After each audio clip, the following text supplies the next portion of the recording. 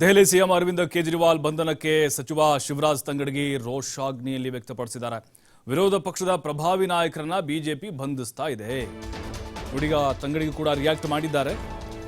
ವಿರೋಧ ಪಕ್ಷದವರು ಯಾರು, ಅದರಲ್ಲೂ ಯಾರು ಪ್ರಭಾವಿಯಾಗಿದ್ದಾರೋ, ಯಾರು ಆಡಳಿತದಲ್ಲಿದ್ದಾರೋ ಅಂಥವ್ರನ್ನ ಮುಗಿಸುವಂಥ ಕೆಲಸ ಬಿಜೆಪಿ ನಿರಂತರವಾಗಿ ಮಾಡ್ಕೊಂಡು ಬರ್ತಾ ಇದೆ. ಇಡಿ, ಐಟಿ, ಸಿಬಿಐ ದಾಳಿ ಮೂಲಕ ಅವರು ಜನರಿಗೆ ಹೆದರೋದಿಲ್ಲ, ಜನಪರ ಕೆಲಸವೂ ಕೂಡ ಮಾಡೋದಿಲ್ಲ. 400 ಸ್ಥಾನ ಬಂದರೆ ಸಂವಿಧಾನ ಬದಲು ಮಾಡ್ತೀವಿ ಅಂತ ಹೇಳಿದ್ದಾರೆ. ಹೀಗಾಗಿ ಜನರು ಎಚ್ಚೆತ್ತುಕೊಳ್ಬೇಕಾಗಿದೆ. ಬಿಜೆಪಿಗೆ ಕಾಂಗ್ರೆಸ್ ಬಗ್ಗೆ ಭಯ ಇದೆ. ಬ್ರಿಟಿಷರಿಗೆ ಹೆದರಲಿಲ್ಲ, ಇನ್ನು ಬಿಜೆಪಿ ಹೆದರ್ತೀವಾ ಅಂತ ಹೇಳಿ ಸಚಿವ ಶಿವರಾಜ್ ತಂಗಡಗಿ ಹೇಳಿದ್ದಾರೆ. ವಿರೋಧ ಪಕ್ಷದ ಬಹಳ ಅತಿ ಸ್ಟ್ರಾಂಗ್ ಇರುವಂಥ ನಾಯಕರನ್ನ ಇಡಿ, ಸಿಬಿಐ ಮುಖಾಂತರ ಬಂಧನ ಮಾಡೋಂಥದ್ದು ಏನಿದೆಯಲ್ಲ, ಇದು ಒಂಥರ ಸರ್ವಾಧಿಕಾರನ ತೋರಿಸ್ತಿದೆ. ಭಾರತೀಯ ಜನತಾ ಪಕ್ಷದವರು ಸರ್ವಾಧಿಕಾರ ಆಡಳಿತವನ್ನು ಮಾಡೋಂಥ ಪರಿಸ್ಥಿತಿ ನಿರ್ಮಾಣ ಆಗಿಬಿಟ್ಟಿದೆ. ಅವರಿಗೆ ಜನರ ಹೆದರಿಕೆ ಇಲ್ಲ, ಜನರಿಗೆ ಕೆಲಸ ಮಾಡಬೇಕಂತ ಆಸೆ ಇಲ್ಲ. ಅವರಿಗೆ ದೊಡ್ಡ ಪ್ರಮಾಣದ ಭ್ರಷ್ಟಾಚಾರ ಮಾಡಬೇಕು, ಶಾಸಕರನ್ನ ಖರೀದಿ ಮಾಡಬೇಕು, ಲೋಕಸಭಾ ಸದಸ್ಯರನ್ನ ಖರೀದಿ ಮಾಡಬೇಕು, ಚುನಾವಣೆ ಗೆಲ್ಲಬೇಕು ಅಂತ. ಪ್ರಜಾಪ್ರಭುತ್ವದ ವ್ಯವಸ್ಥೆ ಒಳಗೆ ಗೌರವ ಇಲ್ಲ. ಅವರು ಭಾಳ ಸ್ಪಷ್ಟವಾಗಿ ಹೇಳ್ತಾರೆ, ರಾಜ್ಯದ ಜನತೆ, ದೇಶದ ಜನತೆ ಎಚ್ಚೆತ್ತುಕೊಳ್ಬೇಕು.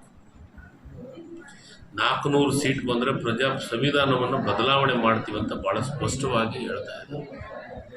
ಅಂದರೆ ಅವರು ಸರ್ವಾಧಿಕಾರ ತರಬೇಕು ಅಂತ ನಿರ್ಧಾರ ಮಾಡಿದ್ರೆ ಜನರು ದಯಮಾಡಿ ಎಚ್ಚೆತ್ತುಕೊಳ್ಬೇಕು. ಅವರನ್ನು ಈ ಸತಿ ಮನೆಗೆ ಸೋಲಿಸಿ ಮನೆಗೆ ಕಳಿಸೋದು ಕೆಲಸ ಮಾಡಿದ್ರೆ ಮಾತ್ರ ಅವರಿಗೆ ಅರ್ಥ ಆಗುತ್ತೆ ಅಂತ ನಾನು ತಿಳ್ಕೊತೀನಿ. ಯಾಕೆ ನಮ್ಮ ಪಾರ್ಟಿ ಮ್ಯಾಗ ಅಂದರೆ ನಮ್ಮ ಪಕ್ಷದ ಬಗ್ಗೆ ಅವ್ರಿಗೆ ಹೆದರಿಕೆ ಪ್ರಾರಂಭ ಆಗಿದೆ. ರಾಹುಲ್ ಗಾಂಧಿಯವ್ರ ಬಗ್ಗೆ ಹೆದರಿಕೆ ಪ್ರಾರಂಭ ಆಗೈತೆ, ಸೋನಿಯಾ ಗಾಂಧಿಯವ್ರ ಬಗ್ಗೆ ಹೆದರಿಕೆ ಪ್ರಾರಂಭ ಆಗೈತೆ, ಮಲ್ಲಿಕಾರ್ಜುನ ಖರ್ಗೆ ಅವ್ರ ಬಗ್ಗೆ ಹೆದರಿಕೆ ಪ್ರಾರಂಭ ಆಗೈತೆ, ನಮ್ಮ ರಾಷ್ಟ್ರೀಯ ಅಧ್ಯಕ್ಷ. ಹೀಗಾಗಿ ಸತ್ಯವನ್ನು ಕಾಂಗ್ರೆಸ್ನವರು ರಾಜ್ಯದ ಜನತೆಗೆ, ದೇಶದ ಜನತೆಗೆ ತಿಳಿಸುವಂಥ ಪ್ರಯತ್ನ ಮಾಡೋದಕ್ಕೆ ಅವ್ರಿಗೆ ಹೆದರಿಕೆ ಸ್ಟಾರ್ಟ್ ಆಗಿ ಕಾಂಗ್ರೆಸ್ ಪಕ್ಷದ ಮೇಲೆ ಇಂಥ ಪ್ರಭಾವಗಳನ್ನು ಮಾಡ್ತಾ ಇದ್ದಾರೆ. ಇದಕ್ಕೆ ನಾವು ಹೆದರೋಡಲ್ಲ. ಅಂಥ ಬ್ರಿಟಿಷರಿಗೆ ಹೆದರಲಾರ್ದಂಥ ಪಕ್ಷ ಇದು ಯಾವ ಪುಡದೋಸಿ ಬಾಂಡ್ ಪಕ್ಷ, ಇದು ಬಾಂಡ್ ಜನತಾ ಪಕ್ಷ. ಬಾಂಡ್ ಜನತಾ ಪಕ್ಷಕ್ಕೆ ಹೆದರಂಥ ಅವಶ್ಯಕತೆ ಬಂಧನ ಮಾಡಿದ್ದಿರ್ಬೋದು.